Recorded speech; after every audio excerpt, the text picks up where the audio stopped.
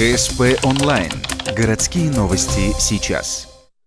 В Следственном комитете завершили расследование дела, возбужденного в отношении 16-летнего подростка.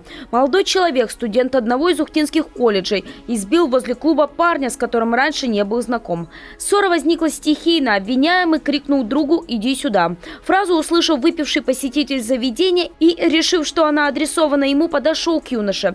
Тот, в свою очередь, долгие беседы вести не стал. Бывший спортсмен, занимавшийся рукопашным боем, быстро совладал с пьяным собеседником.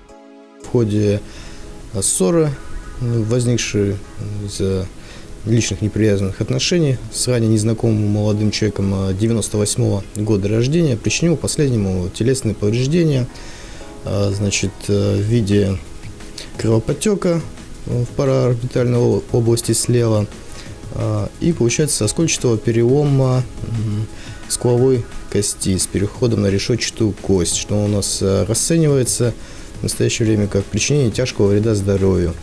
Последнюю травму своему пьяному оппоненту подросток нанес ногой в область виска.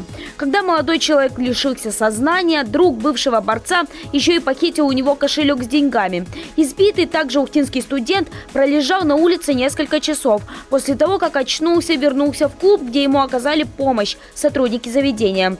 К счастью, драка обошлась для его здоровья без особых последствий. А вот бывшего спортсмена они точно ждут.